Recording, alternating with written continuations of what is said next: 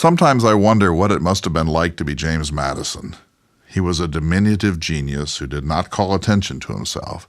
He was a balding hypochondriac who was always sure he did not have enough vitality for the hurly-burly of our early national politics. He was a profound reader, a digester of the history of republics and constitutions going all the way back to Aristotle and Polybius. After some romantic stumbling, Madison married the widowed Dolly Todd on September 15, 1794, a woman almost infinitely more charismatic than the man she called the Great Little Madison. There was nothing flashy about him. He lived in the shadow of a generation of giants: George Washington, Patrick Henry, John Adams, Alexander Hamilton, John Marshall, and, of course, Thomas Jefferson, who somehow was his best friend. And yet, in some respects, James Madison was the greatest of all of them. He is certainly the most underrated of the Founding Fathers. It's fair to say that Madison would never have been the fourth president of the United States had it not been for the third president, the Sage of Monticello. I like to say that James Madison was a great man who gave the best energies of his life to a greater man who lived about 35 miles away. Jefferson was always trying to get his closest friends to relocate near his fortress of solitude at Monticello. He had in mind a kind of Enlightenment agrarian colony, an actual, not virtual, republic of letters. Jefferson and his circle of like-minded friends would make wine, hold salon dinners, exchange garden seeds, experiment in science and agriculture, perfect the art of Republican conversation, pool their libraries, nurture young future leaders of the American Republic, and hold themselves aloof from Mr. Hamilton's money-grubbing, industrial, stock-exchanging America. Jefferson's mini-utopia never quite gelled, though his protege James Monroe set up his own headquarters within sight of Monticello, and the Italian horticulturalist and Republican Philip Mazzei took up residence nearby for a few years before returning to Europe as a kind of publicity agent for the American experiment. Madison seems to have regarded the 35 miles that separated him from Jefferson as about the right distance, close enough to get there in a long day, far enough away to avoid being entirely absorbed by the whimsical force of Jefferson's mighty personality and his impractical vision of America.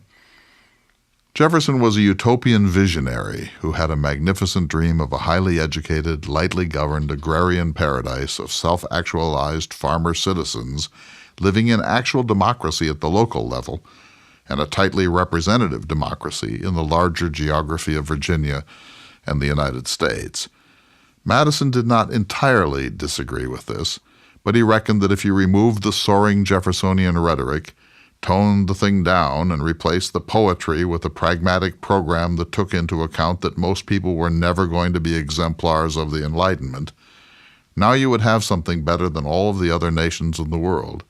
He was a chastened Jeffersonian, a realistic, pragmatic, at times reluctant Jeffersonian, but he could never break with Jefferson in the way that he did first with Hamilton and later even with George Washington. Jefferson was a genuine political radical who was not afraid to praise upheaval and invite revolutionary adjustments to corrupt or stagnant governments. It was Jefferson who said that the tree of liberty must be refreshed from time to time with the blood of patriots and tyrants. Madison could never have written that sentence.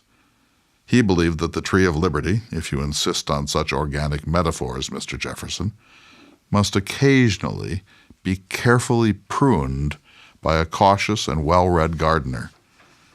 Madison did not like the idea of upheaval, yet his famous friend was always soaring off with plans to tear up the Constitution every 19 years, or declare the national debt void after each statistical generation, or threaten nullification or secession if the government of the United States overstepped its constitutional bounds.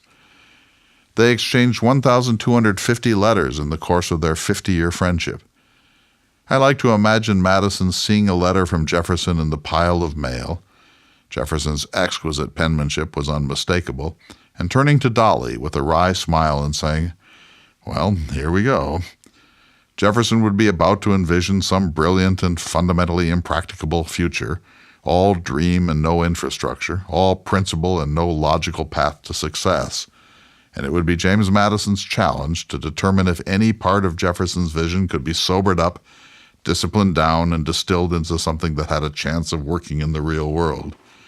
Then he would have to write an extremely carefully crafted response to Jefferson, twice as long as the original, to talk Jefferson down off the ledge without hurting the great man's feelings or causing Jefferson to try out his utopian projects on other correspondents more susceptible to what I like to call the Jefferson music.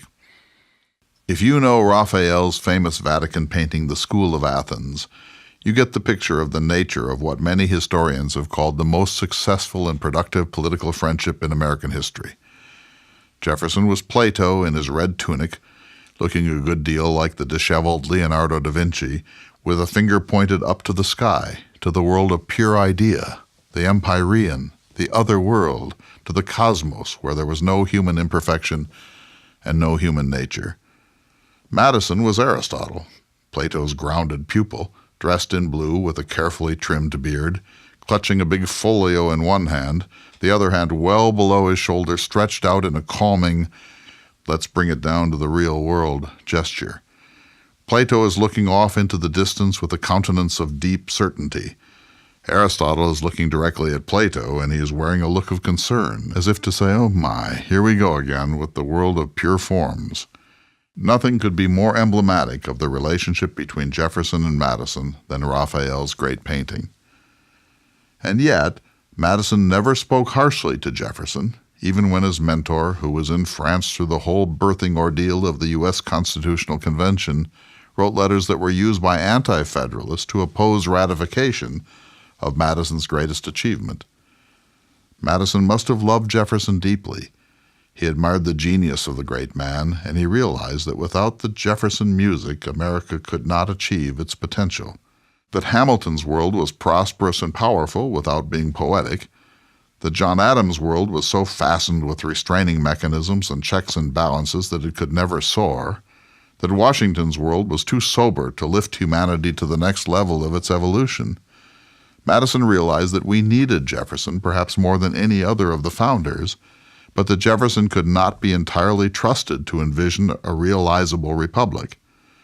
It was Madison's job to talk Jefferson out of his wilder ideas, his radical states' rights doctrine in 1798, his occasional secessionist impulses, his apparent attraction to political violence, his indifference to political stability and tradition, his willingness in 1803 to turn down the Louisiana Purchase because it seemed unconstitutional.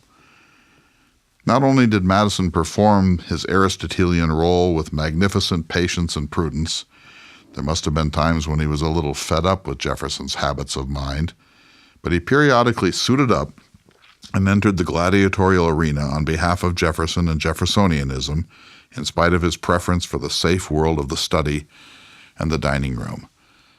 When Jefferson knew he was dying, he wrote one of his greatest letters to James Madison. It was dated February 17, 1826. Jefferson was 83, Madison was 74. Jefferson had just 137 days left to live. The beloved disciple would live another 10 years. In that last letter, Jefferson wrote, "The friendship which has subsisted between us now half a century, and the harmony of our political principles and pursuits have been sources of constant happiness to me through that long period. If ever the earth has beheld a system of administration conducted with a single and steadfast eye to the general interest and happiness of those committed to it, it is that to which our lives have been devoted. To myself, you have been a pillar of support through life. Take care of me when dead, and be assured that I shall leave with you my last affections."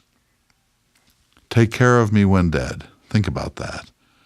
On the brink of death, Jefferson asked Madison for one more gift of friendship, to protect Jefferson's reputation against those who would seek to deny or delimit or degrade his unbelievably important contributions to the founding of the United States, what, in his first inaugural address, Jefferson called the world's best hope.